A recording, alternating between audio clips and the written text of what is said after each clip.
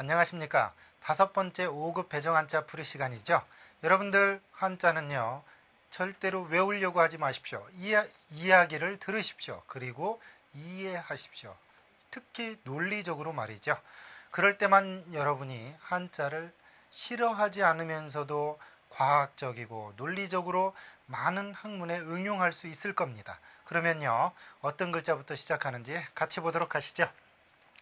첫 글자는 이런 글자입니다. 지금 보니까 우리 이런 글자를 한번 배운 적 있죠. 결의족자를 쓸 때 요 위에 거 요걸 배웠습니다. 그것은 깃발이라고 그랬죠. 이렇게 세워져서 나무에 세워져서 펄럭이는 깃발. 그 깃발에 쫓아가는 여러 사람들.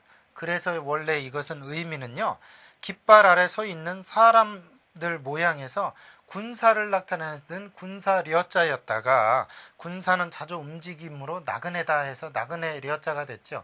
지금도요, 이거 이 여자 쓰입니다. 여단.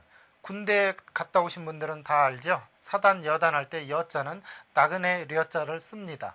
그 다음 여기 보니까 여행, 즉 볼일이나 구경할 목적으로 여기저기 가는 일을 여행이라고 그러고요. 여객선 하면 바로 여행하는 사람이나 그 어떤 운반을 위해서 시설을 갖춘 배를 여객선이라고 하겠죠. 이처럼요, 한자의 첫 출발은 틀림없이 이유가 있게 만들어졌습니다. 나그네 려자를 보아도 알 수 있죠. 깃발 아래 뭉친 어떤 군사, 그 군사는 자꾸 움직인다, 이동한다, 나그네 같다 해서 나그네 려자라는 얘기죠. 이처럼요, 한자는 틀림없이 이야기와 이유와 결과를 통해서 여러분에게 과학적이고 체계적으로 다가가고 있습니다. 또 다른 글자를 살펴보도록 하죠. 이번 글자를 알려면요, 위에 좀 복잡하게 생긴 글자를 알아야 됩니다. 이 글자가 어떻게 만들어졌을까요? 같이 보도록 하시죠. 지금 이 글자는요, 이것만도 원래 책력을 얘기하는 겁니다. 요 밑에 나리를 써서 책력인데, 책력이 뭐냐면 요즘 말로 말하면 칼렌더, 달력입니다. 달력. 요게 뭐냐면 집이죠. 볕단입니다. 그러니까 집에 볕단을 차곡차곡 쌓아놓는 건 절기마다 하는 일이에요. 계절마다. 그래놓고 밑에 해일을 놓고서 해에 따라서 쌓아놓는다 해서 그것은 날이 가는 일이다 해서 책력을 얘기해요. 달력. 그래놓고 그 밑에 그칠지는 갈지자 또는 발의 모양입니다. 즉 책력에 따라서 어떠한 그 달력과 같이 순서대로 발자국을 남긴다는 데서 그것은 지나가는 일이다 해서 지날역자가 됐다는 얘기죠. 그래서 지낼역자입니다. 지날역이라고도 하죠. 경력, 이제까지 겪어온 여러 가지 일을 경력이라고 그러고요. 내력을 밝혀라 할 때 내력, 지내온 일 또는 겪어온 자취를 내력이라고 합니다. 이때 책력, 달력이라는 부분이 있다는 것, 이것을 여러분이 꼭 기억하셔야만 이 글자를 충분히 숙지할 수 있는 그러한 글자입니다. 지금 보니까요, 여러분들이 좀 이해하기 어려운 글자도 때로는 합쳐집니다. 합쳐지면서 때로는 밑에 부분, 옆에 부분이 사라지죠. 그럴지라도요, 그 사라진 부분을 여러분이 찾아내시길 바라겠습니다. 또 다른 탐험 속으로 떠나볼까요? 이번 글자는요, 익힐연자라는 글자입니다. 물론 이 글자를 알려면 실사는 여러분이 충분히 배워서 알고 있습니다. 그러나 그 옆에 것이 무슨 글자인지 모르겠죠. 그 글자를 알아야 이 글자가 해결이 됩니다. 같이 보실까요? 이렇게 생겼죠. 즉 실사와 분별하다라는 뜻을 나타내는 간자입니다. 즉 이것이 나무목이죠. 그리고 이게 눈입니다. 즉 나무로 어떤 물통에 있는 것들을 끼적끼적 분별해 보는 거예요. 그래서 이게 분별하다라는 뜻이 있고요. 실이죠. 즉 실을 삶아서 분별하여 좋은 품질을 만든다는 데서 이것은 훈련을 통해서만 가능하다. 그래서 익혀야 된다 해서 익힐련 또는 단련하다 해서 단련할 연자입니다. 한마디로 실을 삶아서 실을 뽑아내기 위해서 많은 나무 껍질을 삶겠죠. 삶아서 마 같은 거, 산마 같은 거를 삶습니다. 껍질을 벗겨서 삼배를 만들죠. 그럴 때 이 실을 뽑아내기 위해서는 그것을 분별하는 일을 익혀야 된다 해서 익힐연자가 됐습니다. 연습 몇 번이나 되풀이하여 익히는 걸 연습이라고 그러고요. 세련되었다 할 때는 어색하거나 서투른 데가 없게 하는 걸 세련되었다고 하죠. 여러분들은요, 공부에 세련돼야 합니다. 어색한 구석이 없어야 되겠죠. 어색한 구석이 없기 위해서는 논리적일 수밖에 없습니다. 그 논리만이 여러분의 어색함을 해결해 주거든요. 다음 글자 같이 볼까요? 이번 글자는요, 명령영자, 하여금영자입니다. 어떻게 만들었냐고요? 같이 보실까요? 이제는 이것이 세 곳에서 모여들어서 합해진다라는 뜻으로 쓰인다는 걸 여러분이 알 겁니다. 모으다라는 뜻을 가진 모을 합자의 약자라는 거죠. 이렇게 간략화시켰다는 얘기죠. 그래놓고 밑에 병부절입니다. 물음마디 절자입니다. 한마디로 말해서요, 무슨 이야기냐면요, 지위 높은 사람이 모인 사람을 무릎 꿇려서 명령한다. 그렇고 또 그 명령으로 하여금 아랫사람으로 하여금 일하게 한다 해서 하여금령, 명령령자가 되었다는 이야기죠. 모인 사람들을 무릎 꿇리는 일은 명령을 해야 가능하고요. 그 명령은 아랫사람으로 하여금 꼭 무슨 일을 하게 시키죠. 그래서 하여금령, 명령령자입니다. 여기 보니까 명령이란 단어가 있네요. 명령, 윗사람이 아랫사람에게 시키는 걸 명령이라고 그러고요. 영부인, 즉 지체 높은 사람의 부인을 높이어 이르는 말을 영부인이라고 합니다. 지금 대통령 부인이나 또는 국회의원들의 어떠한 지위 높은 분들을 영부인이라고 하죠. 물론 우리나라에선 가장 높은 대통령의 부인을 영부인이라고 합니다. 이때는 명령령자가 틀림없이 명령을 내릴 수 있는 가장 높은 지위에 있는 사람이란 얘기죠. 또 다른 글자 같이 보겠습니다.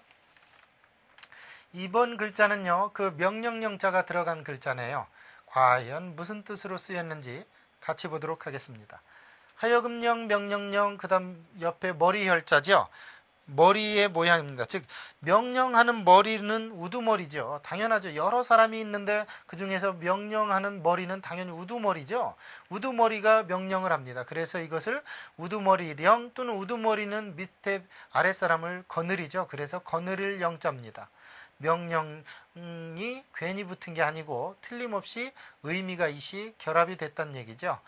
명령을 하는 머리는 우두머리다. 우두머리령, 우두머리 하는 아랫사람을 거느린다 해서 거느릴 영.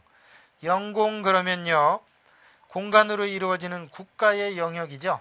그 다음 영해 그러면 바다로 이루어지는 국가의 영역을 바로 영해라고 합니다. 이처럼요, 한자는 틀림없이 이유와 이유끼리 또는 뜻과 뜻끼리 또는 뜻과 음끼리 결합을 하면서 여러분에게 다가갑니다. 그 결합을요, 재미있게도 만들고 또 그 결합을 통해서 유무어를 만들어낼 줄 알았던 것이 옛날 사람이죠. 그러면 또 다른 유무어 속으로 같이 가보겠습니다.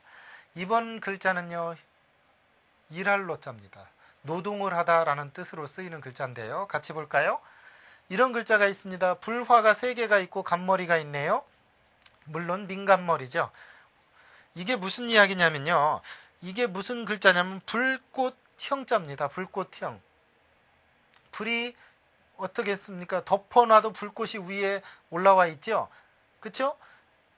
그래서 이게 불꽃형이라는 글자가 이렇게 약자로 쓰였고요. 간략하게 쓰였고요. 그 옆에 힘력이 붙었습니다. 무슨 이야기냐면요, 불이 늘 타오르도록 힘을 쓴다는 데서 이건 일하는 거다 해서 일할 로자죠. 즉 예나 지금이나 불은 꺼트리면 안 됩니다. 특히 옛날에 불을 꺼트린다는 것, 곧 소방 맞는 일이죠. 그 불꽃처럼 늘 타오르도록 힘을 쓴다는 데서 일할 로자라는 얘기예요. 과로, 지나치게 일하여 지치는 걸 과로라고 그러고요. 노동자는 일을 해서 그 품삯으로 살아가는 사람을 노동자라고 하죠. 이처럼요, 틀림없이 한자는요, 결합하는 과정을 통해서 또는 어떻게 단어로 만들어지는 글자의 어떤 결합의 구조 중에서 가장 적당한 글자가 들어간다는 거죠. 그러면 또 다른 적당한 글자를 여러분과 제가 만나보도록 하죠. 요리할 때 쓰이는 헤아릴 요자입니다. 아주 쉽게 만들어졌죠. 여러분들은 다 짐작을 할 겁니다. 같이 볼까요? 쌀미 옆에 말두죠. 이때 이 말두라는 건요, 달리는 말이나 말하는 말이 아니고 한 말 두 말 할 때 물건을 재는 돛박, 즉 바가지의 그 사이즈의 그 이름이죠. 말두입니다. 즉 쌀을 어떻게 하는 겁니까? 말로 헤아린다 해서 헤아릴 요자예요. 그러니까 곡식을 헤아리다 보니까 요리할 때 들어가겠죠. 요리할 때 이렇게 씁니다. 헤아릴 요자에 다스릴 리, 음식을 만드는 일 또는 그 음식을 요리라고 그러고요. 무료다 그러면 뭡니까? 요금이 필요 없고 또 요금을 받지 않는 걸 무료라고 그럽니다. 일명 공짜라고 하는 거죠. 여러분 공짜 좋아하면 대머리 된다고요? 절대 아닙니다. 공짜는요 이 세상에 없습니다. 전제 조건이 있겠죠. 여러분들 공짜 좋아하지 마십시오. 물론 저는 부작용은 절대 공짜 좋아해서 된 게 아니고요. 한자를 무식하게 외우다 생긴 병이죠. 여러분은 그런 병폐에서 벗어나십시오. 원리와 이야기 속에서 한자를 외우십시오. 또 다른 글자 보도록 하죠.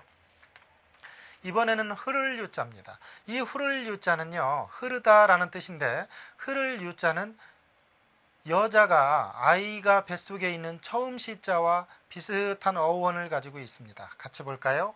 이렇게 생겼네요. 물수에다가 이렇게 됐습니다. 이게 무슨 자냐면요.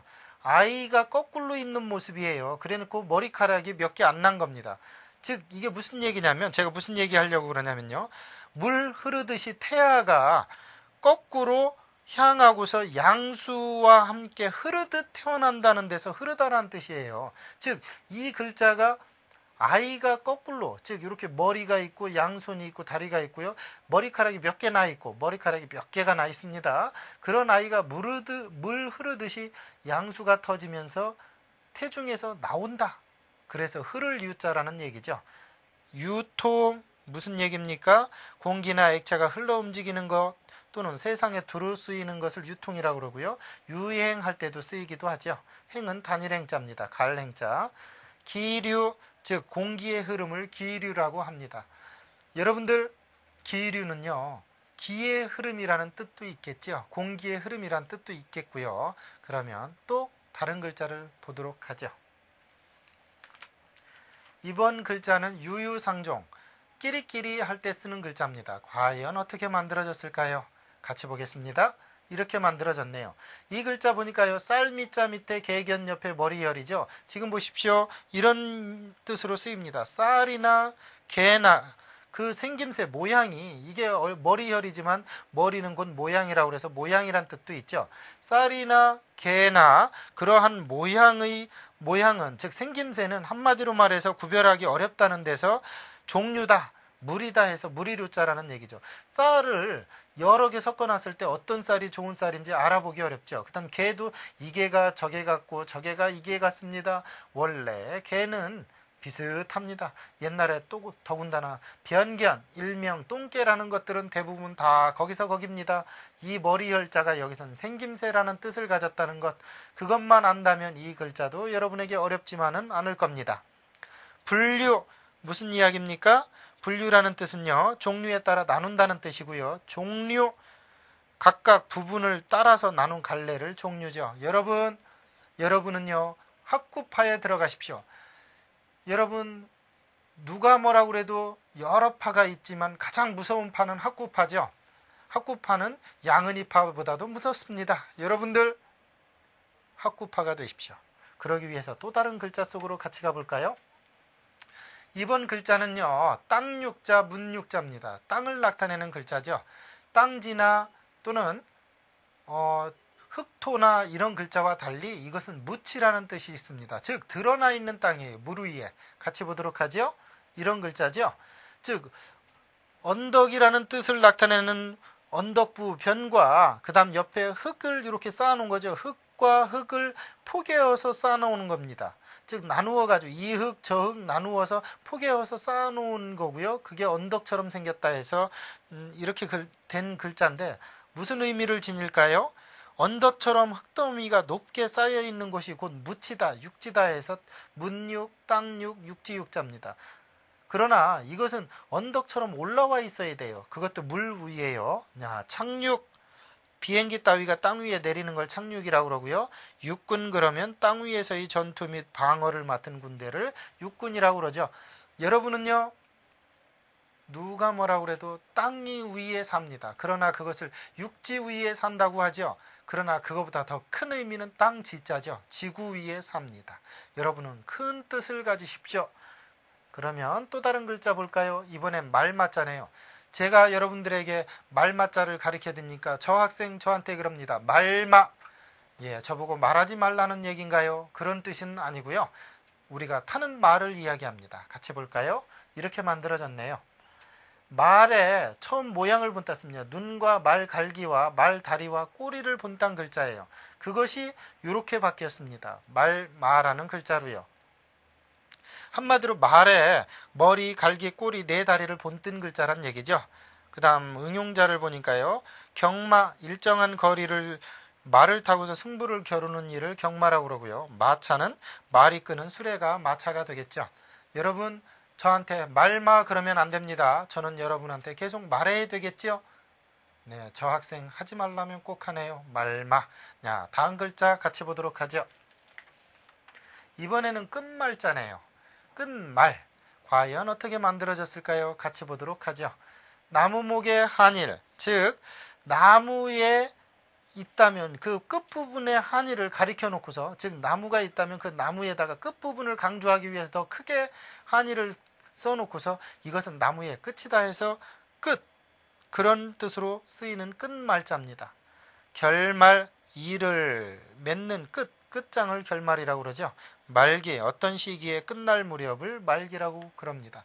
여러분들은요, 공부하는 데 있어 말기가 없습니다. 그쵸? 끝부분이 없어요. 항상 처음이나 끝이나 똑같은 마음으로 배워야만 됩니다. 왜요? 여러분은 학생이죠. 배울 학자, 날생자, 태어난 이상 끝까지 배워야 됩니다. 다음 글자 보도록 할까요? 이번 글자는 망할 망자네요. 네, 이 글자는 어원을 더듬어 보면요, 아주 재미있게 만들어졌습니다. 같이 보실까요? 이처럼 만들어졌습니다.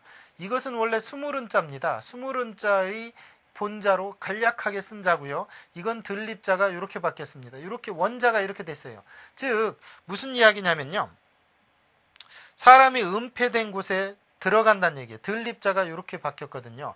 은폐된 곳에 들어가다 보니까 그 사람이 어떻게 되겠어요? 세상에는 원래 야간 도주하는 사람은 망한 사람들이죠. 즉 어떻게 은폐된 곳으로 들어갔기 때문에 그 사람은 망했다 해서 망할 망이라는 얘기예요. 그러다 보니까 이렇게 복잡하게 된 글자가 이렇게 간략하게 됐다는 얘기죠. 어떤 사람은 머리가 은폐된 곳에 숨어 있으니까 이 사람은 망한 사람이다. 예, 뭐 충분히 그런 뜻으로도 쓰일 수 있겠습니다. 망신, 자기의 명예나 체면 등을 떨어뜨리는 걸 망신이라고 그러죠. 이럴 때는 망할 망자, 몸신자, 패망, 싸움에 져서 망하는 걸 패망이라고 그러죠. 여러분들은 망하지 마십시오. 왜요? 머리가 나온 이상 숨으면 안 됩니다. 여러분들은요, 항상 숨지 말고 드러나십시오. 특히 공부하는 데 있어서도 숨지 마십시오. 꼭 선생님의 눈을 가려서 숨는 학생이 있어요. 그런 애들은 망신을 당합니다. 다음 글자 보도록 할까요? 이번에는 발할망자네요. 이 망자 들어간 것 중에 괜찮은 자가 있다면 이 발할망자겠죠. 같이 보도록 하겠습니다. 이렇게 생겼습니다. 여기에 망할 망자가 있고요. 달월이 있고, 이게 맞기림, 맞틀림자입니다. 무슨 얘기입니까? 원래 이 망할 망자는 여기서 신하신이랑 같이 쓰였거든요. 전서나 또는 예서로 올라가 보면 이게 망할 망으로 되어 있지 않고 이 신하신자로 되어 있습니다. 여기서 신하신은 원래 눈을 부릅뜨고 있는 사람의 모양을 본딴 거고요. 그러니까 한마디로 말해서요, 눈을 크게 뜨고 없는 사람을, 눈을 크게 뜨고 없는 사람을 달을 쳐다보며 우두커니 서서 기다린다는 데서 이것은 바라보는 일이다 해서 발할망자예요. 그렇겠죠. 춘향이가 이도령이 없습니다. 달을 쳐다보면서 우두커니 서서 그가 돌아오기를 바랍니다. 그래서 발할망자입니다. 소망, 바라는 일을 소망이라고 그러고요. 가망, 이룰 수 있을 듯한 바람을 가망이라고 합니다. 여러분들은요, 가망이 아니라 확실한 가능성이 있는 겁니다. 어떤 가능성이요? 바로 할 수 있는 가능성이요. 그런 의미에서 여러분은 아주 능력이 무한정 열릴 수 있는 가능성이 있는 학생들입니다. 그런 의미에서 희망이 있겠죠. 그럴 때 망자는 바로 이 발할망자입니다. 여러분들 희망을 가지라는 말을 통해서 여러분들이 느낀 게 있다면 절대로 한자는 숨어야 될 대상이 아니고 바라볼 수 있는 대상이라는 것 꼭 기억해 두시길 바라고요. 다음 시간에 여러분과 또 만나 뵙기로 하죠. 여러분, 오늘은 여기까지입니다. 감사합니다.